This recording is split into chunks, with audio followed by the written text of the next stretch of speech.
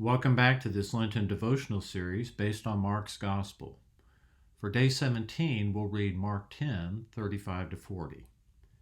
And James and John, the sons of Zebedee, came up to him and said to him, "Teacher, we want you to do for us whatever we ask of you." And he said to them, "What do you want me to do for you?" And they said to him, "Grant us to sit one at your right hand and one at your left in your glory."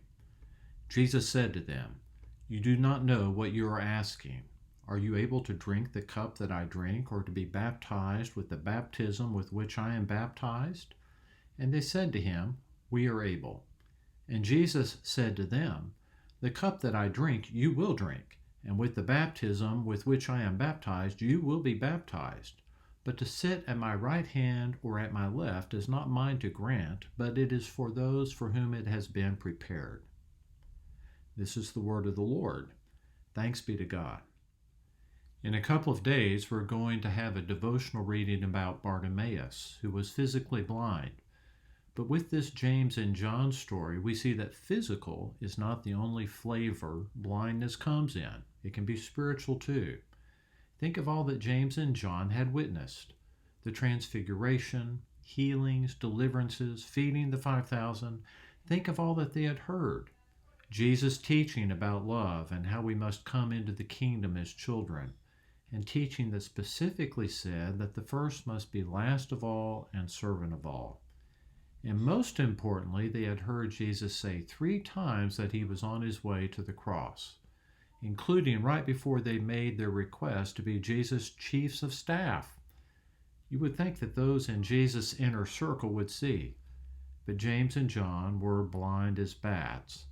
They were blind to what the Lord was up to. They still thought he was on a march to glory and that they were going to march to glory with him.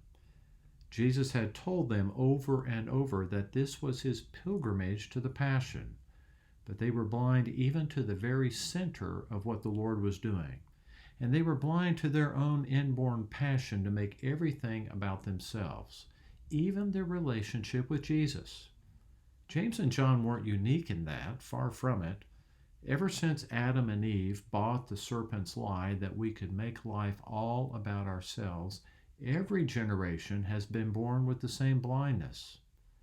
Lent is a good season to confess to the Lord and to ourselves how blind we can be to what he is up to and to our place in his plans.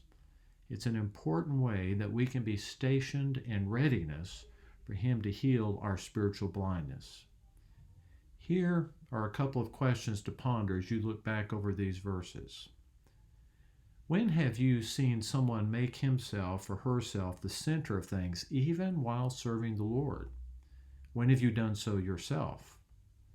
In response, Jesus told James and John that the cup he drinks, they would drink too. He was referring to laying down his life. James did so literally. He was murdered by King Herod. But John lived into old age. How do those of us who aren't martyred drink his cup? God bless you.